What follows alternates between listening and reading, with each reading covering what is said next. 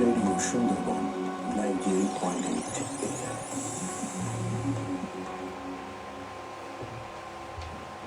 প্রিয় শ্রোতা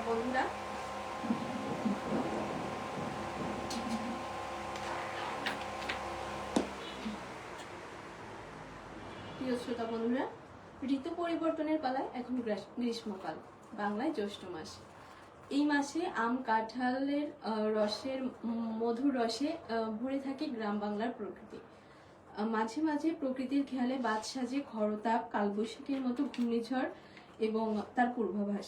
তবুও সকল প্রতিবন্ধকতাকে পেছনে ফেলে আমাদেরকে এগিয়ে যেতে হবে, এগিয়ে নিতে হবে আমাদের প্রিয় বাংলাকে। শ্রোতা বন্ধুরা, নতুন একটি দিন, নতুন সম্ভাবনার শুরু।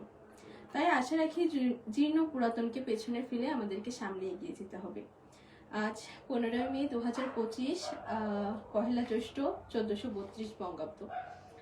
আমাদের স্টুডিওর ঘড়ি কাঁটা এখন বিকাল 4:31। দূরের ও কাছের যে যেখানে বসে অনুষ্ঠানটি শুনছেন সকলকে স্বাগত জানাচ্ছি রেডিও সুন্দরবন 98.8 FM এর পক্ষ থেকে।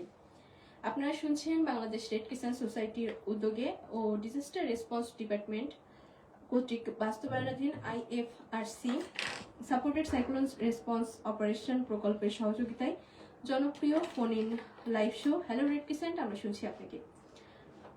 অনুষ্ঠানটি সম্প্রচারিত হচ্ছে রেডিও সুন্দরবন 98.8 FM থেকে। আজ আমরা আলোচনা করব ঘূর্ণিঝড় পূর্ব প্রস্তুতিতে জীবিকা নির্ভর জনগোষ্ঠী, বিশেষ করে মৎস্যজীবী, মৎস্য চাষী, কৃষক কিভাবে প্রস্তুতি নিতে পারেন এবং ঝুঁকি হ্রাসে তাদের ভূমিকা এবং স্থানীয়ভাবে অর্জিত বাস্তব ভিত্তিক অভিজ্ঞতার কার্যকর ব্যবহার। আর এই অনুষ্ঠানটি পরিবেশিত হচ্ছে community engagement and accountability team CE এর তত্ত্বাবধানে। অনুষ্ঠান উপস্থাপনায় আজ আপনাদের সাথে আছি আমি অননারিয়া এবং আমাদের আজকের ফোনের লাইভের অতিথি হিসেবে উপস্থিত আছেন Babu Sanjib Bawali, CPP team leader, Pankhali union, Dacope, Khulna.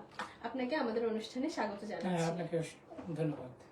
Hello red crescent, আমরা শুনছি আপনাকে। অনুষ্ঠানটি পূর্ণ প্রচারিত হবে আগামীকাল সকাল 11টায়। প্রিয় শ্রোতা বন্ধুরা, এই অনুষ্ঠানটি চলাকালীন সময়ে আপনারা ফোন করতে পারেন 01406553046 এই নম্বরে কল করে ঘূর্ণিঝড় পূর্ববর্তী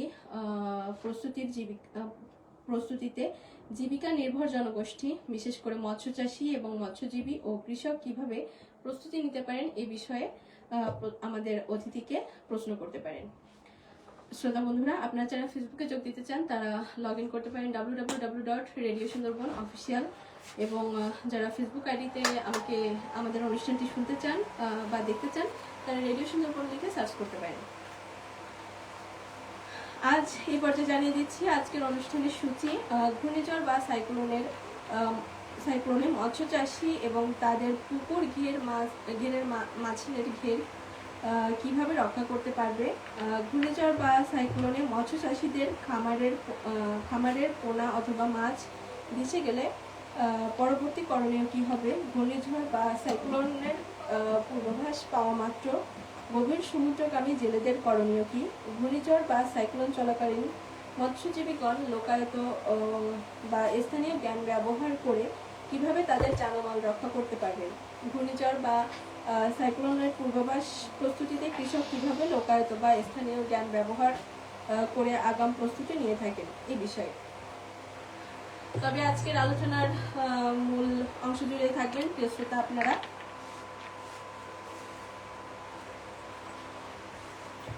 আপনাদের জিজ্ঞাসায় ঘূর্ণিঝড় প্রস্তুতিতে জীবিকা নির্ভর জনগোষ্ঠী, বিশেষ করে মৎস্য চাষী, মৎস্যজীবী এবং কৃষক কিভাবে প্রস্তুতি নিতে পারেন, ঝুঁকি হ্রাসে তাদের ভূমিকা এবং স্থানীয়ভাবে অর্জিত বাস্তবভিত্তিক অভিজ্ঞতার কার্যকর ব্যবহার বিষয়ে প্রচারের পাশাপাশি আপনাদের করা অসংখ্য প্রশ্নের নির্বাচন করে তার উত্তর দেওয়া হবে।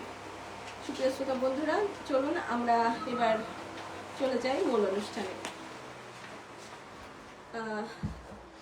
বাবু Sanjib Bawali, CPP team leader, Pankhali union, Dacope, Khulna. আপনাকে আমাদের অনুষ্ঠানে আরো একবার স্বাগত জানাচ্ছি। আপনাকে অসংখ্য ধন্যবাদ আমাকে রেডিও সুন্দরবন এই মহতী অনুষ্ঠানে আমাকে আমন্ত্রণ করার জন্য। ধন্যবাদ আপনাকে।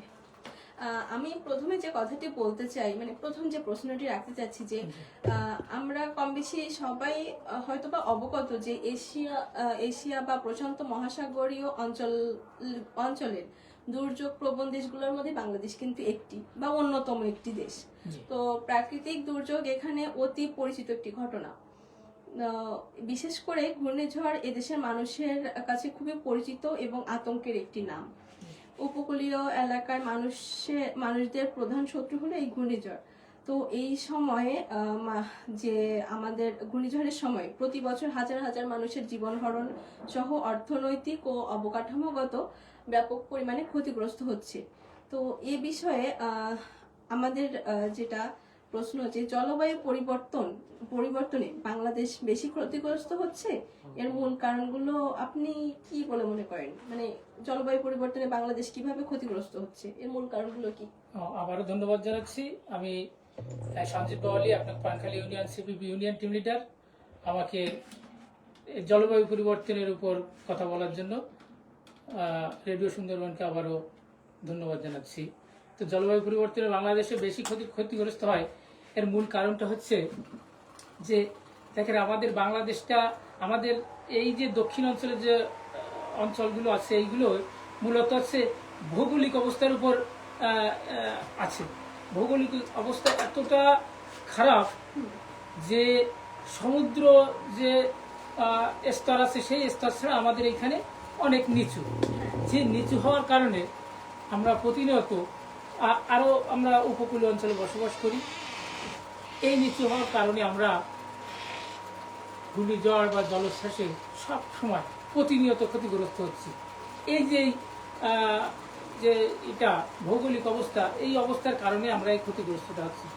তারপরে কিছুটা আছে যেই আপনার প্রাকৃতিক যে দুর্বলতা, আমাদের এইখানে ভৌগোলিকের উপরও নির্ভর করে আমাদের প্রাকৃতিক দুর্বলতা আঘাত হানে বারবার। আমরা উপকূলীয় অঞ্চলে বসবাস করি, বারবার ক্ষতিগ্রস্ত হই, ঝড়ে অনেক ক্ষতিগ্রস্ত হই। এই সমস্ত দিক থেকে টিকে থাকতে গেলে আমাদের অনেক সচেতন থাকতে হবে। তা সচেতন থাকতে হবে আমাদের এই বিশেষ করে দক্ষিণ অঞ্চলের লোকগুলো এই সচেতনের দিকটা একটু পিছিয়ে আছে, যে কারণে আমরাই বারবার এই ক্ষতির সম্মুখীন হই। ধন্যবাদ আপনাকে। পরবর্তী যে প্রশ্নটি রয়েছে যে সম্প্রতি সময় দক্ষিণ পশ্চিম ও দক্ষিণ মধ্য উপকূলীয় জেলাগুলিতে অতি জোয়ার একটি নিয়মিত দুর্যোগে পরিণত হয়েছে। টানা বর্ষণের পানি বা যে কোনো উপকূলীয় ঝড়ে মানে বেড়িবাঁধ ভেঙে যায় বা জলোচ্ছ্বাসে ক্ষতিগ্রস্ত হয়ে কিছু বেড়িবাঁধ দুর্বল হয়ে পড়ে বা অতি জোয়ারের পানি উপচে পড়ায় লোকালয় প্লাবিত হয়।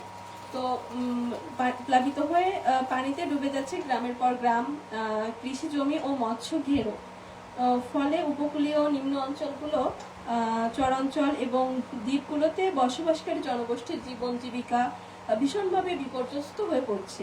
তো বাস্তবে প্রেক্ষাপটে পরিস্থিতি মোকাবেলায় কার্যকর প্রস্তুতি গ্রহণে বিষয়গুলি কি কি হতে পারে? যে মানে বাস্তবে প্রেক্ষাপটে যেটা আমরা দেখছি আর কি, এই পরিস্থিতি মোকাবেলায় কার্যকর প্রস্তুতি গ্রহণে আমাদের কি কি বিষয়গুলি গ্রহণ করতে হবে? মূলত নিম্নভূমি ও নদী মাতৃক বাংলাদেশ হওয়ার কারণে আমাদের এই অঞ্চলে অনেক নদী আছে, যে কারণে এই নদীগুলো প্রতিনিয়ত আমাদের মানে কাল হয়ে দাঁড়িয়েছে। যেরকম ওই ভৌগোলিক অবস্থার উপর নির্ভর করে আমরা নিচু অঞ্চলে বসবাস করি, ঘূর্ণিঝড় বা জলোচ্ছ্বাসের সাথে সাথে আমরা প্লাবিত হই। এই কারণে এই অবস্থায় আমরা ভেড়িবাঁধ মজবুত করার দায়িত্ব নিতে হবে। যেহেতু বর্তমানে আমাদের এখানে আগে ছিল অবদা অফিস, এখন হচ্ছে পানি উন্নয়ন বোর্ড। আমি পানি উন্নয়ন বোর্ডের দৃষ্টি আকর্ষণ করব যে সমস্ত অঞ্চলে নদীমাতৃক বাংলাদেশ, যে সমস্ত অঞ্চলে এলাকায় এই ভেড়িবাঁধের কাছাকাছি ভাঙন, এই ভাঙনগুলো যদি রোধ করা যায় টেকসই, এই রোধ করা গেলে হয়তো এর কারণ আছে। কিভাবে রোধ করা যাবে? শক্ত মজবুত ভেড়িবাঁধের পাশ থেকে গাছের চারা রোপণ করা, এই ধরনের প্রকল্প যদি হাতে নেওয়া হয় সে অফ দ্য অফিস এখন আর নাই, এখন হচ্ছে পানি উন্নয়ন বোর্ড এই ধরনের কর্মসূচি যদি হাতে নেয়, তাহলে আমাদের এই যে নিম্ন অঞ্চলগুলো রক্ষা পাওয়ার সম্ভাবনা থাকে। আচ্ছা, আমি আরেকটু বলতে যাচ্ছি এই প্রশ্ন প্রাসঙ্গিক, যে মৎস্য ঘেরের যে কথাটি বলেছিলাম, তো মৎস্য ঘের মনে করেন রক্ষার্থে আমরা কি করতে পারি, মানে কি পদক্ষেপ নিতে পারি? আচ্ছা, মৎস্য ঘের রক্ষার্থে আমাদের মৎস্য ঘেরের যে সমস্ত পুকুরের সাইড আছে ওই সাইডগুলো উঁচু করতে হবে, এবং আমরা প্র্যাকটিক্যালে দেখেছি আমাদের এই লক্ষ্মীখোলা অফ দ্য রাস্তা ভেড়িবাঁধ ভেঙে যে অনেক ক্ষতিগ্রস্ত হয়েছিল। বিশ্ব ব্যাংকের সহযোগিতায় আমরা ক্লাস্টার ভিত্তিক মৎস্য চাষ করি। সেখানে আমাদের পানখালী ইউনিয়নে 8টা ক্লাস্টার ছিল। 8টা ক্লাস্টারে লক্ষ্মীখোলা সবচেয়ে বেশি ক্ষতিগ্রস্ত হয়। যে সময় জোয়ারের পানি ভিতরে ঢুকে সেই সময় আমরা সরজমিনে যে দেখেছি সিনিয়র মৎস্য অফিসার আমাদের ঢাকা উপজেলার, প্লাস সাথে আমরা যারা ক্লাস্টারের সভাপতি সেক্রেটারি ছিলাম তারাও আমরা গিয়েছি। সেখানে সরজমিনে যে দেখলাম যে কিভাবে পানির স্রোত ভিতরে ঢুকছে। এই মতো অবস্থায় ক্লাস্টার যারা করেছিল গলদা চিংড়ির চাষ বা সাদা মাছ, টমেটো গাছ, তারপরে ওলকপি, সমস্তগুলো চোখের নিমেষে তলিয়ে যেতে লাগলো। তা এদের পূর্ব পরিস্থিতি ছিল যে ওই পাড়টা উঁচু ছিল, প্লাস সাথে যদি আমরা নেট দিয়ে যদি উঁচু করে দিই, 3-4 ফুট উঁচু করে যদি দেওয়া হয়, তাহলে আমাদের এই ক্ষতি থেকে কিছুটা হলেও আমরা পরিত্রাণ পেতে পারি। হ্যাঁ, ধন্যবাদ আপনাকে। আমাদের একজন শ্রোতা কল করেছিল, হয়তো বা ফোনটি কেটে গেছে আমাদের প্রশ্নে, পরবর্তীতে আমরা আবার প্রশ্নটি নিব। হ্যাঁ, আমরা এখন একটু কথা বলবো। এখন আমরা একটি ফোনে যাব, দেখি। হ্যালো, হ্যাঁ, কে বলছেন, কোথা থেকে বলছেন, নাম পরিচয় দিয়ে প্রশ্নটি বলবেন।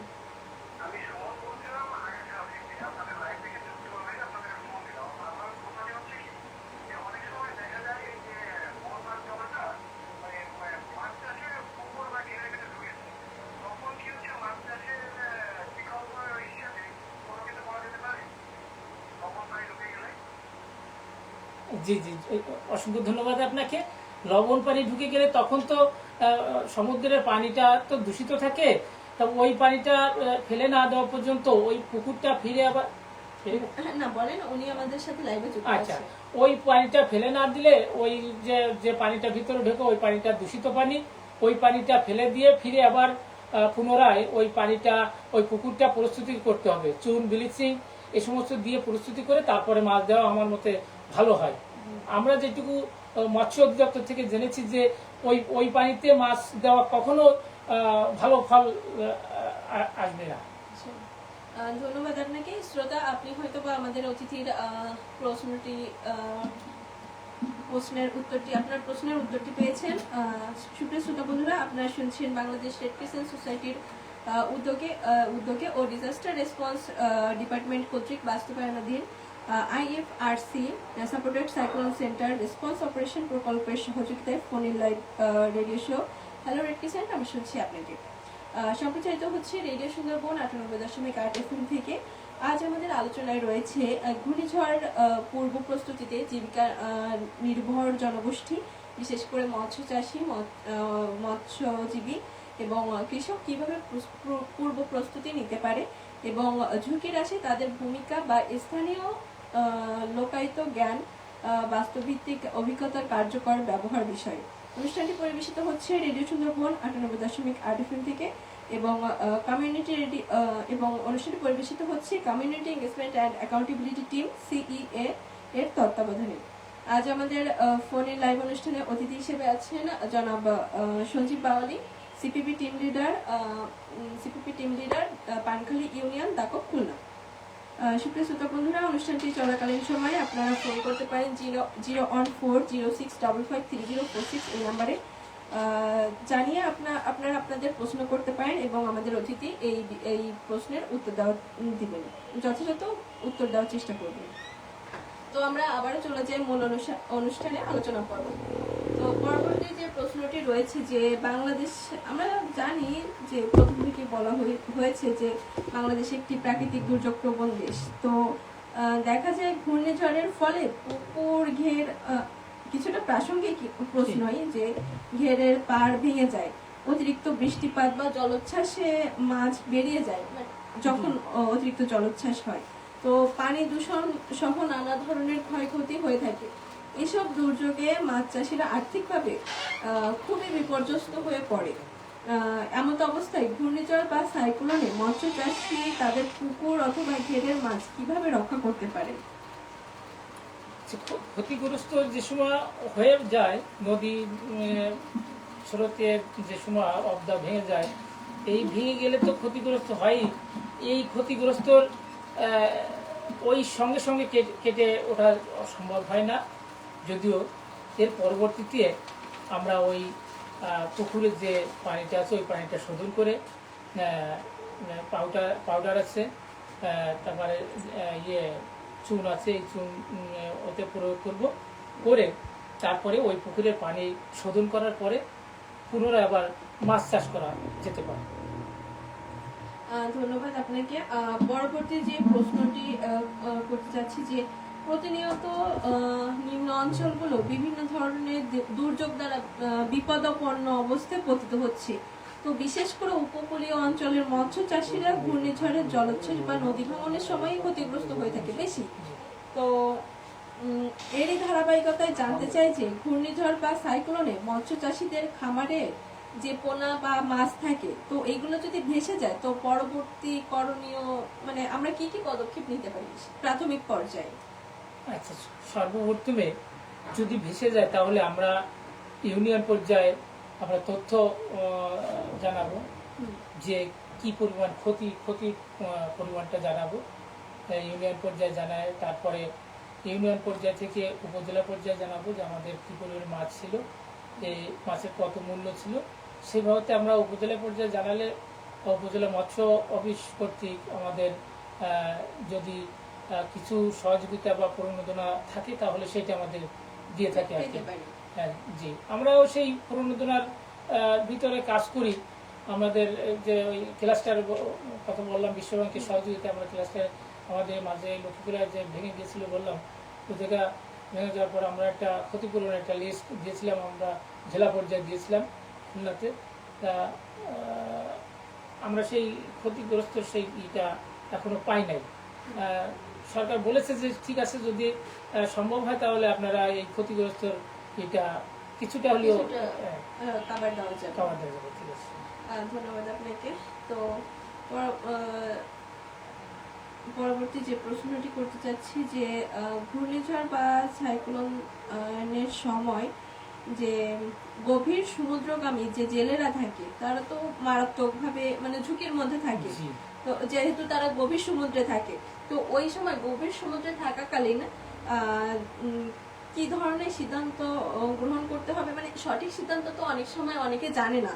হ্যাঁ, তো ওই বিপর্যয় যখন না জেনে তারা কিন্তু বিপর্যয়টা ডেকে আনে তাদের নিজেদের। তো তাই তাদের নিরাপত্তা নিশ্চিত করতে হবে। এখন প্রশ্ন হচ্ছে যে ঘূর্ণিঝড় বা সাইক্লোনের পূর্বাভাস পাওয়া মাত্র গভীর সমুদ্রগামী যে জেলেরা রয়েছে বা যারা তখন ওই মুহূর্তে ওইখানে অবস্থান করে, তো ওনাদের করণীয় কি হতে পারে, যে তৎকালীন যে প্রস্তুতিটা? ওনাদের করণীয় সর্বপ্রথম হচ্ছে গভীর সমুদ্র থেকে ফিরে আসাটা হচ্ছে প্রথম ধাপ। তাদের ফিরে আসতে হবে, আবহাওয়ার সংবাদ শোনা মাত্র ফিরে আসতে হবে। যেহেতু সমুদ্রে ঘূর্ণিঝড়ের সিগন্যাল পাওয়া মাত্র চলে আসতে হবে। এই চলে আসা সম্পর্কে আরো একটু বলি। গভীর সমুদ্রে যে সময় জেলেরা মাছ ধরতে যায় তখন তাদের অনেক সময় রেডিও, টেলিভিশন বা ফোনে নেটওয়ার্কের সমস্যার কারণে আবহাওয়া মানে তথ্য ঠিক মতো পায় না, যে কারণে তাদের বাতাস, মেঘ এই সমস্ত দেখে তাদের ঠিক করতে হয় যে আসলে আবহাওয়াটা তত সুবিধার না, তখন ফিরে আসতে হবে। এবং এরা যারা দীর্ঘদিন ধরে কাজ করে তাদের একটা অভিজ্ঞতা আছে, তারা ইশারার মাধ্যমে কাজগুলো সারে আর কি। ইশারার মাধ্যমে হয়তো হাতে তালি তো অন্য অন্য যে সমস্ত ইশারা আছে দীর্ঘদিন ধরে যারা মাছ শিকার করে গভীর সমুদ্রে, তারা এই সমস্ত কাজগুলো করে এবং তারা নিরাপদ মানে উপকূলীয় অঞ্চলে আসে, উপকূলে চলে আসে। ধন্যবাদ আপনাকে। আমাদের যারা সমুদ্রগামী জেলেরা আছেন, আমাদের সাথে যুক্ত আছেন বা আমাদেরকে শুনছেন, তারা তো জানলেনই কিভাবে আমাদেরকে এই প্রতিকূল পরিবেশে আমাদের নিজেদেরকে সেভ করতে হবে। আমাদের আরো একটি কল এসেছে, আমরা এই মুহূর্তে শ্রোতার আরেকটি ফোন নিব। কে বলছেন, কোথা থেকে বলছেন? নাম ঠিকানা পরিচয় দিয়ে প্রশ্নটি করবেন।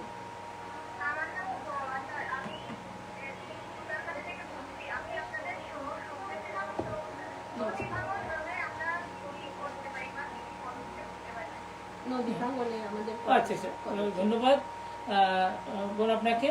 আমরা নদী ভাঙনের মূলত হচ্ছে আগে এখন কাজ করে যাচ্ছে পানি উন্নয়ন বোর্ড। আমরা পানি উন্নয়ন বোর্ডের শরণাপন্ন হব এবং গ্রামের যারা বেশি ঝুঁকিপূর্ণ যে জায়গা আছে, গ্রামের যারা গণ্যমান্য ব্যক্তি আছে, তাদের নিয়ে আমরা উঠোন বৈঠক বা মিটিং এর মাধ্যমে সিদ্ধান্ত নেব যেসব জায়গায় ঝুঁকি আছে, এই সমস্ত ঝুঁকির জায়গা আমরা এখন আছে টেকসই আছে ব্লক সিস্টেম। এই ব্লক সিস্টেমের মাধ্যমে আগে নদীর গভীরতা যে জায়গায় সেই জায়গায় ব্লক ফেলে সেই ক্ষত জায়গাটা আগে বন্ধ করতে হবে, বা গভীরতা বন্ধ, ওই জায়গায় যাতে মাটি ধুয়ে না যেতে পারে সে জায়গাটা আগে বন্ধ করতে হবে। তারপরে ভেড়িবাঁধ তো টেকসই অবশ্যই দিতে হবে। টেকসই ভেড়িবাঁধ দেওয়ার পরে আপনার সে জায়গা বৃক্ষরোপণ করতে হবে।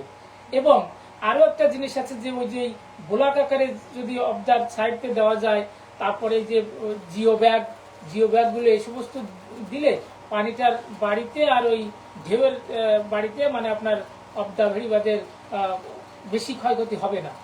যদিও প্রাকৃতিক দুর্যোগ কেউ একদম নির্ভুলভাবে ঠিক করতে পারে না, তারপরে আমরা চেষ্টা করব যে এই কাজগুলো যদি আমরা করি তাহলে কিছুটা টেকসই হবে, আমি আশা করি।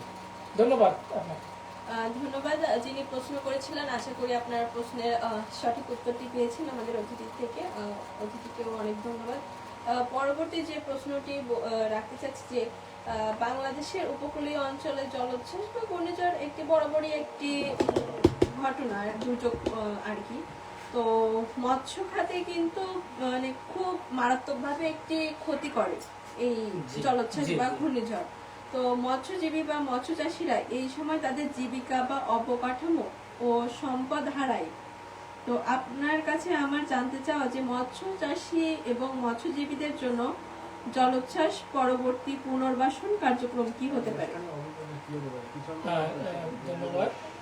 আর্থিক সহায়তার জন্য যে আবেদনগুলো আসে উপজেলা পর্যায়ে, প্রাকৃতিক দুর্যোগের ক্ষতিগ্রস্ত মৎস্যজীবীদের পরিবারের জন্য যে আর্থিক সহায়তা, এই সর্বপ্রথম যে সময় জলোচ্ছ্বাসে উপকূলীয় অঞ্চলে ঘের বা ভেড়ি পুকুর যেগুলো প্লাবিত হয়, এইগুলো ক্ষয়ক্ষতির একটা লিস্ট করা আমাদের প্রয়োজন। ক্ষয়ক্ষতির লিস্টটা আমরা করব এবং আমরা ওই যে ওই সরকারি যে সিনিয়র মৎস্য উপজেলা কর্মকর্তা আছে তার নিকট আমরা এই ক্ষতির পরিমাণটা যদি জানিয়ে আমরা তাকে অবহিত করি, তাহলে আমাদের ওই ক্ষতি আমাদের ডাকবে বিশেষ করে 3টে সেক্টর আছে, এই 3টে সেক্টরে বেশি অর্থ করে, যেরকম মৎস্য অধিদপ্তর, প্রাণী সম্পদ অধিদপ্তর এবং কৃষি অধিদপ্তর। এই 3টে সেক্টরে বেশি অর্থ বরাদ্দ হয়। আমি আশা করি যে সকল মৎস্যজীবী ক্ষতিগ্রস্ত হয় সঙ্গে সঙ্গে ক্ষতির পরিমাণটা আমরা লিপিবদ্ধ করে উপজেলা পর্যায়ে ওই মৎস্য অফিসে যদি আমরা করি, তাহলে আমাদের প্রণোদনা স্বরূপ হয়তো কিছুটা আর্থিক সহযোগিতা করতে পারি। ধন্যবাদ। আমাদের একটি কল এসেছিল, কলটি কেটে গেছে। তো পরবর্তীতে আমরা আবারও কল নিব। তো ততক্ষণ আমরা আরেকটি প্রশ্নে চলে যাই।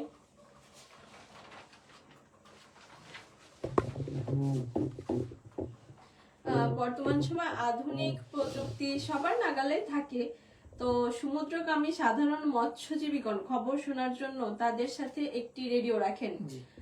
সাধারণত মৎস্যজীবীরা রেডিওটাই ব্যবহার করে, কিন্তু যখন অনেক দূরে গভীর সমুদ্রে চলে যায় তখন রেডিওর খবর আর কিন্তু শোনা যায় না, কারণ তখন ফ্রিকোয়েন্সিতে একটু সমস্যা দেখা জি, যায়। জি। তখন নিজস্ব অভিজ্ঞতা দিয়ে ট্রলার ও নিজেদের রক্ষা করে তাদের কিছু কৌশল থাকে, যেটা আপনি নিজেও জি বললেন। জি আমাদের কৌতূহলের বিষয় হচ্ছে যে ঘূর্ণিঝড় বা সাইক্লোন চলাকালীন গভীর সমুদ্রগামী মৎস্যজীবীগণ লোকায়ত বা স্থানীয় জ্ঞান ব্যবহার করে কিভাবে তাদের মানে যান এবং মাল দুটোই রক্ষা করছে। ধন্যবাদ আপনাকে। আবহাওয়ার প্রাকৃতিক লক্ষণ পর্যবেক্ষণ এটাকে বলে।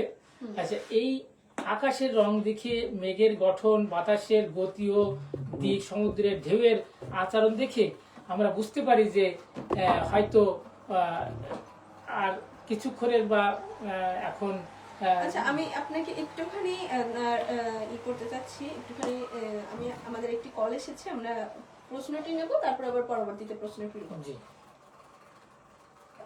কে বলছেন? হ্যাঁ, কে বলছেন, কোথা থেকে বলছেন এবং আপনার প্রশ্নটি?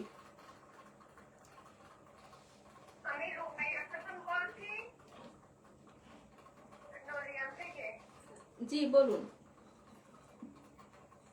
বলছি, মাছ চাষের জন্য এই ভেড়িবাঁধ কিভাবে মজবুত ভেড়িবাঁধ কিভাবে দিতে পারি? ধন্যবাদ বোন আপনাকে। আমরা মূলত সরকারের প্রণোদনায় যে ঘেরগুলো আমরা আমাদের দাকপে, বিশেষ করে পানখালি ও তিলডাঙ্গাতে হচ্ছে, এগুলো আপনার উনি শুনছেন, আমাদের সাথে লাইভে যুক্ত আছেন। আমাদের ওই যে ভেকু মেশিন দিয়ে উঁচু করে ভেরিবার দিতে হবে। তার উচ্চতা কমপক্ষে 5 থেকে 6 ফুট হওয়া লাগবে, এবং ওই যে ভেরিবাদের যে চওড়াটা ওইকে 11 ফুট পর্যন্ত দেওয়া হতে পারে। এতে সুবিধা হবে কি, আপনার ভেরিবাদটা মজবুত হবে, এবং আপনি মাছ চাষের পাশাপাশি আপনি সবজি চাষ করতে পারবেন। যদিও আমাদের দক্ষিণাঞ্চলীয় অনেকেই আর্থিক অবস্থা তেমন একটা সুবিধার না, যে কারণে এত বড় ভেরিবাদ দিতে তারা মন থেকে কিরকম যেন মেনে নিতে চায় না যে এত বড় ভেরিবাদ দিব কেন। কিন্তু আসলে সত্য যে এত বড় ভেরিবাদ না দিলে আমরা উপকূলে যারা বসবাস করি তাদের আমরা টিকে থাকতে পারবো না।